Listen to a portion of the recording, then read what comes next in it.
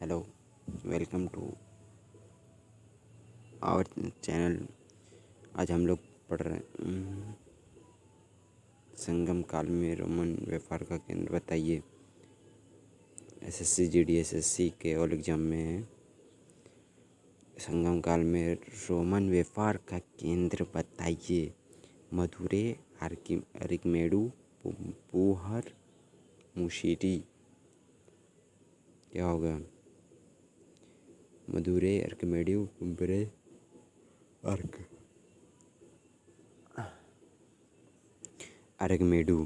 अरिकमेडु संगम काल में रोमन व्यापार का केंद्र बताइए। अरिकमेडु एक प्रसिद्ध व्यापारिक केंद्र था जहाँ देश के विभिन्न भागों से व्यापारिक वस्तुएं एकत्र की जाती थी तथा फिर यहाँ से रोम की जाती थी।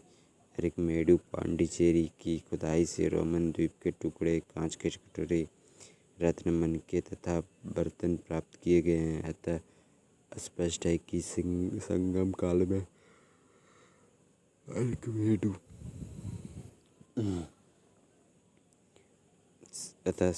संगम काल में अरिकमेडु रोमन व्यापार के मुख्य केंद्रों में से एक था। अरिकमेडु एक प्रसिद्ध व्यापारिक केंद्र था जहाँ देश विभिन्न भागों से व्यापारिक वस्तुएं एकत्र की जाती थी तथा फिर यहाँ से रोम की जाती थी। अरिकमेडु पांडिचेरी की खुदाई से रोमन द्वीप के टुकड़े, कांच के कटोरे, रत्न, मनके तथा बर्तन प्राप्त किए गए। अतः स्पष्ट है कि संगम काल में अरिकमेडु रोमन व्यापार के मुख्य केंद्रों में से एक था। प्रतिहार वंश का महानतम राजा कौन था? प्रतिहार वंश का महानतम राजा कौन था? वत्सराज, नागभट्ट द्वितीय, भोज, मिहिरभोज, दंतिदुर्ग। भोज मिहिरभोज।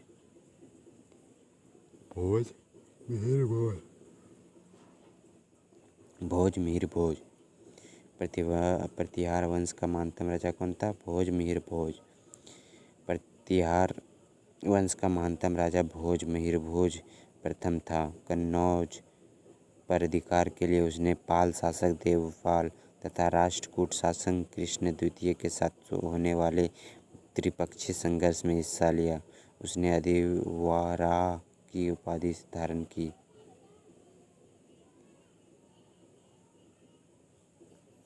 प्रतिहार वंश का महानतम राजा कौन था? भोज मिहिरभोज। प्रतिहार वंश का महानतम राजा भोज मिहिरभोज प्रथम था।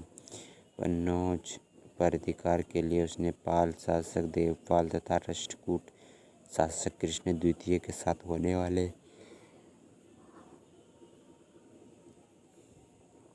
त्रिपक्षीय संघर्ष में हिस्सा लिया। उसने अधिवराह की उपाधि धारण की। दिल्ली सल्तनत का उद्धारक कौन था? कुतुबुद्दीन ऐबक, मिनास-उस-मिराज, सिराज, इल्तुतमिश, गयासुद्दीन बलबन।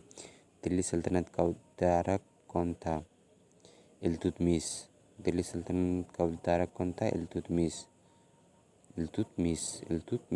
दिल्ली सल्तनत का उद्धारक इल्तुतमिश को माना जाता है। इसकी सल्तनत का प्रथम शासक कुतुबुद्दीन ऐबक 1206 से 1210 ईस्वी तक था, किंतु दिल्ली सल्तनत का वास्तविक संस्थापक इल्तुतमिश था, जो 1211 से 1236 ईस्वी था। क्योंकि दिल्ली सल्तनत की शाही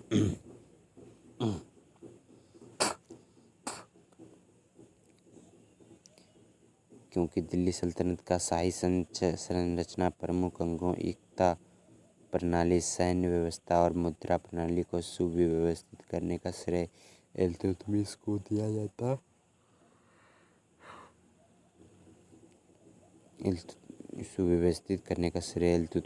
जाता है।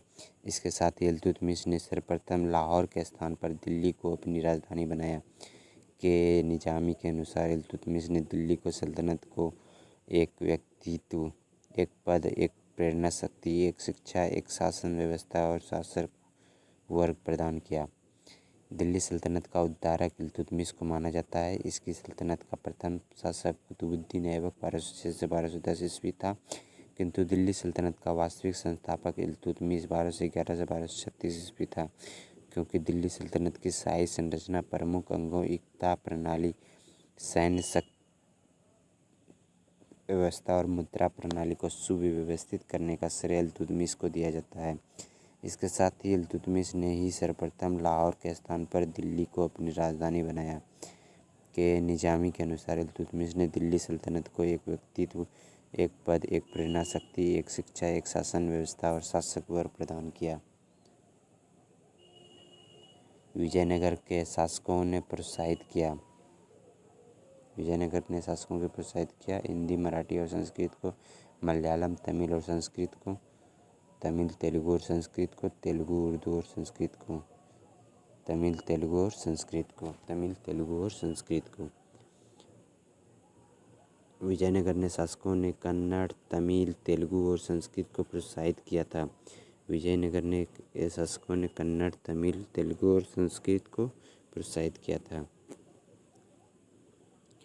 खानवा के युद्ध में बाबर द्वारा पराजित किया जाने वाला राजपूत राजा था। खनवा के युद्ध में बाबर द्वारा पराजित किए जाने वाला राजपूत राजा था। राणा सिंह संगा, रुद्रदेव, उदय सिंह, राणा प्रताप सिंह। कौन सा होगा जल्दी बोलो।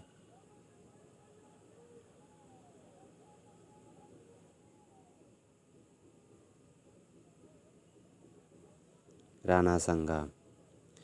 खानवा का युद्ध 17 मार्च 1527 ईस्वी को मुगल शासक बाबर एवं मेवाड़ के राजा राणा सांगा के मध्य हुआ था। इसी युद्ध में बाबर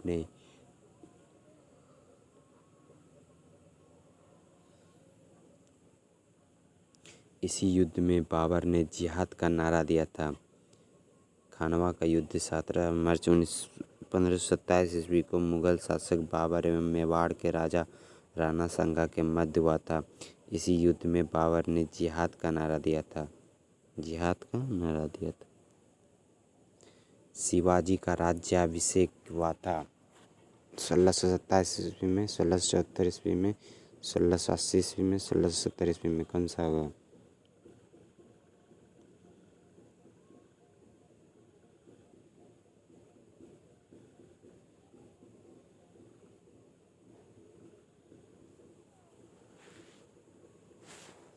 सोलह सौ चौहत्तर ईस्वी में शिवाजी का राज्याभिषेक काशी के प्रसिद्ध विद्वान 1674 ईस्वी में, याद रखना पहले।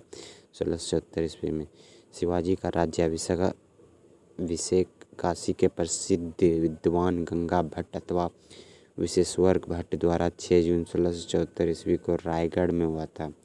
18 जून 1674 ईस्वी को इनकी माता जीजाबाई का निधन हो गया। अतः तांत्रिक विधि से दूसरा राज्याभिषेक निश्चलपुरी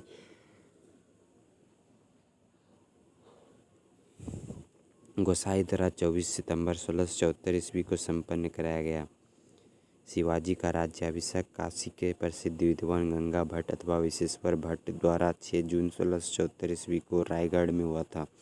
18 जून 1674 ईस्वी को इनकी माता जीजाबाई का निधन हो गया। अतः तांत्रिक विधि से दूसरा राज्याभिषेक निश्चलपुरी गोसाई द्वारा 24 सितंबर 1674 ईस्वी को संपन्न कराया गया।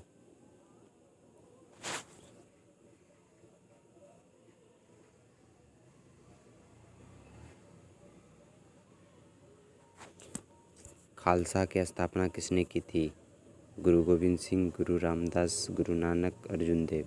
किसने की थी जल्दी बोलो।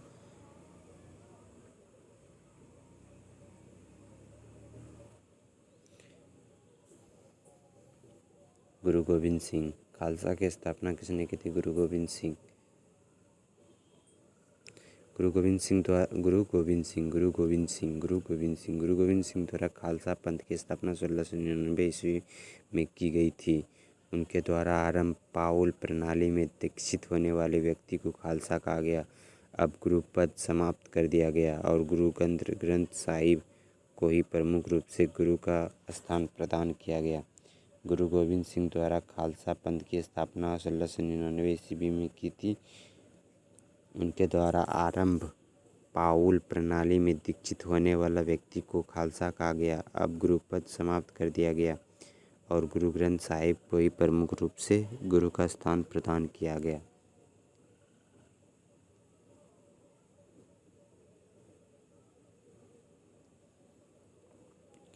प्लासी की लड़ाई किसके बीच लड़ी गई थी? मीर जाफ़र और रॉबर्ट क्लाइव, मीर कासिम और रॉबर्ट क्लाइव, सिराजुद्दौला और रॉबर्ट क्लाइव। दिए गए विकल्पों में से कोई नहीं। जल्दी बोलो।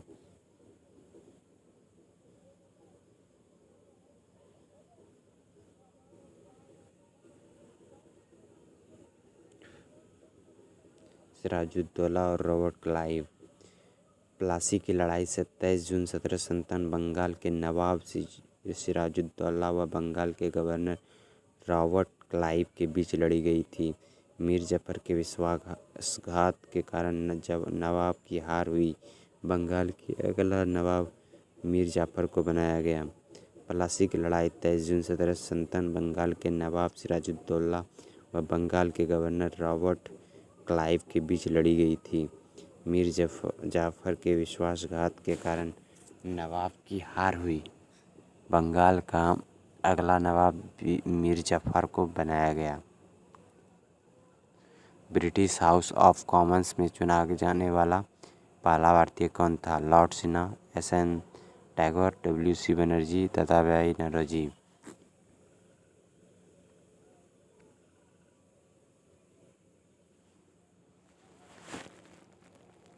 दादाभाई नौरोजी, दादाभाई नौरोजी, दादाभाई नौरोजी, दादाभाई नौरोजी। दादाभाई नौरोजी को महान युद्ध पुरुष, Grand Old Man of India,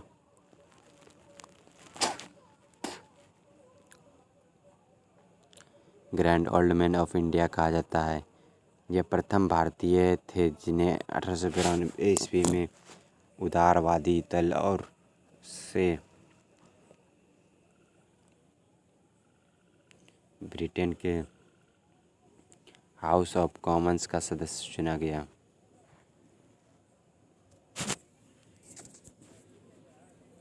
इन्होंने सर्वप्रथम भारत में राष्ट्रीय आय के आंकड़ों की गणना करने का प्रयास किया। इन्होंने रहनुमाई सभा तथा ईस्ट इंडिया एसोसिएशन की स्थापना की तथा 1868 ईस्वी में अपनी रचना poverty and un British rule in India में धन का आह्वान सिद्धांत प्रस्तुत किया, जिसमें यह दर्शाया कि किस प्रकार भारतीय उन ब्रिटेन द्वारा लूटा जा रहा था। दादाभाई नौरोजी को महान युद्ध पुरुष, Grand Old Man of India कहा जाता है। यह प्रथम भारतीय थे जिन्हें 1892 ईस्वी में उदारवादी दल की ओर से ब्रिटेन के हाउस ऑफ कॉमन्स का सदस्य चुना गया। इन्होंने सर्वप्रथम भारत में राष्ट्रीय आय के आंकड़ों की गणना करने का प्रयास किया।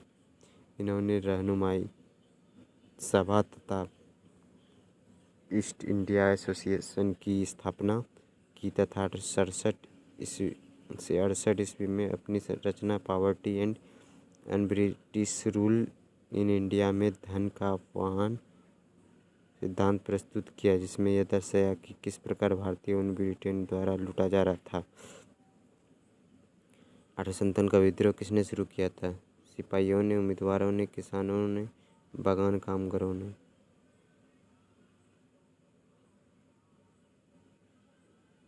जल्दी बोलो। सिपाहियों ने। 29 मार्च 1857 ईस्वी को 34वीं रेजिमेंट बैरकपुर के मंगल पांडे ने अपने साथियों का विद्रोह के लिए आह्वान किया। मंगल पांडे ने एडजुटेंट लेफ्टिनेंट बॉक की हत्या कर दी और मेजर सार्जेंट यूरसन की गोली मारी। मंगल पांडे को 8 अप्रैल 1857 को फांसी पर लटका दिया गया और 34वीं रेजिमेंट को भंग कर दिया। उपयुक्त नेताओं की वीरगति प्राप्त की अवधि इस प्रकार है कि झांसी की रानी जून 1857, कुंवर सिंह अप्रैल 1858, तात्या टोपे अप्रैल 1859 में। 29 मार्च 1857 ईस्वी को 34वीं रेजिमेंट बैरकपुर के मंगल पांडे ने अपने साथियों का विद्रोह के लिए आह्वान किया। मंगल पांडे ने रेजिमेंट लेफ्टिनेंट बॉक की हत्या कर दी और मेजर सार्जेंट यूरसन को गोली मारी। मंगल पांडे को 8 अप्रैल 1857 को फांसी पर लटका दिया गया और 34वीं रेजिमेंट को भंग कर दिया गया। उपयुक्त नेताओं के वीरगति प्राप्ति की अवधि इस प्रकार है कि झांसी की रानी जून 1858, कुंवर सिंह अप्रैल 1858, तात्या टोपे अप्रैल 1858 है। बंगाल का पहला गवर्नर जनरल कौन था? रॉबर्ट क्लाइव, वॉरेन हेस्टिंग्स, ऑलिवी William Bentinck, Cornwallis. Warren Hastings Bharat में ईस्ट इंडिया कंपनी का पहला गवर्नर जनरल 1773 के रेगुलेटरी एक्ट के तहत बंगाल का गवर्नर जनरल वॉरेन हेस्टिंग्स था। भारत में ईस्ट इंडिया कंपनी का पहला गवर्नर जनरल 1773 के रेगुलेटरी एक्ट के तहत बंगाल का गवर्नर जनरल वॉरेन हेस्टिंग्स था। भारत के लिए संविधान बनाने वाली संविधान सभा किस वर्ष स्थापित की गई थी? 1947, 1948, 1946, 1946। कैबिनेट मिशन योजना के तहत संविधान सभा के गठन के लिए भारत में जुलाई 1946 में चुनाव हुए थे तथा 6 दिसंबर 1946 को संविधान सभा की पहली बैठक दिल्ली में हुई थी।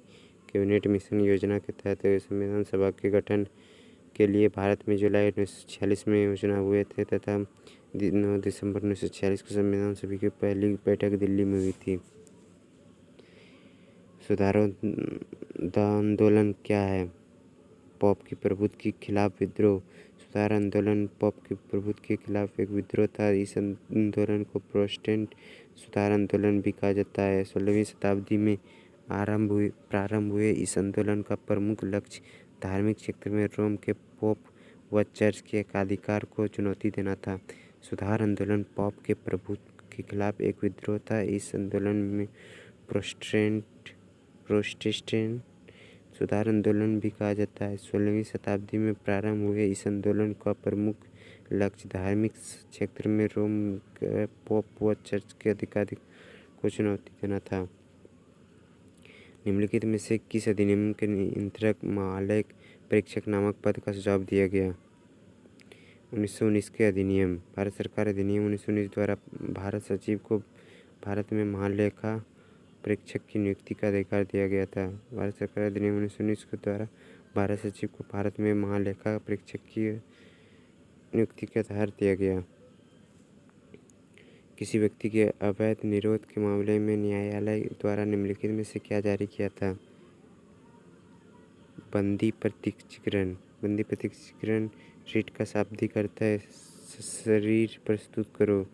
बंदी प्रत्यक्षीकरण रिट का शब्दार्थ अर्थ है कि सशरीर प्रस्तुत करो। उपराष्ट्रपति पदेनुपद अध्यक्ष राज्यसभा का, लोकसभा का, योजना आयोग का, राष्ट्रीय विकास परिषद का, राज्यसभा का। संविधान के अनुच्छेद 89(1) के तहत भारत का उपराष्ट्रपति राज्यसभा के पदेन सभापति होता है। उपराष्ट्रपति का मुख्य कार्य राज्यसभा की बैठकों की अध्यक्षता करना है। निम्न में से किस राज्य को सीमा म्यांमार से नहीं लगती है? असम। असम राज्य की सीमा म्यांमार को स्पर्श नहीं करती है। असम राज्य की सीमा म्यांमार को स्पर्श नहीं करती है। निम्न में से किस राज्य को कोई समुद्री सीमा नहीं है? गुजरात, गोवा, राजस्थान, महाराष्ट्र। गुजरात, गोवा, राजस्थान, महाराष्ट्र। जल्दी बोलो।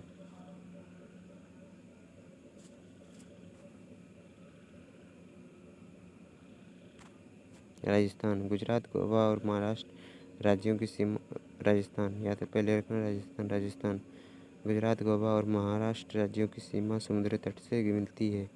गुजरात, गोवा और महाराष्ट्र राज्यों की सीमा समुद्री तट से मिलती है।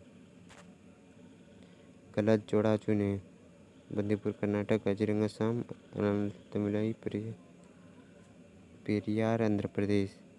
पेरियार अभयवन केरल के इडुक्की और पथनमथिट्टा जिले में स्थित है।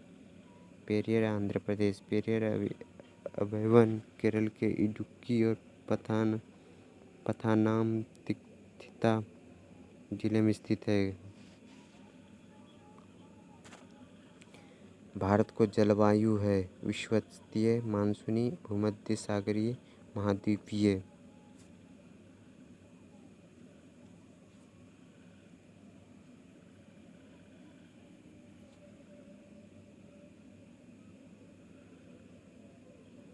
जल्दी बोलो। भारत को जलवायु है मानसूनी। भारत की जलवायु मानसूनी है। यहाँ ऋतु परिवर्तन के साथ वायु की दिशाओं में भी परिवर्तन होता है। भारत की जलवायु मानसूनी है। यहाँ ऋतु परिवर्तन के साथ वायु की दिशाओं में भी परिवर्तन होता है। शेयर जरूर कुछ करें या नहीं करें उससे मतलब नहीं, लेकिन शेयर ज़रूर करें जिससे कि जो कुछ नहीं जानता है उसको भी समझ में आ जाए और वो भी पढ़ सके। बाय स्टूडेंट, कल मिलते हैं।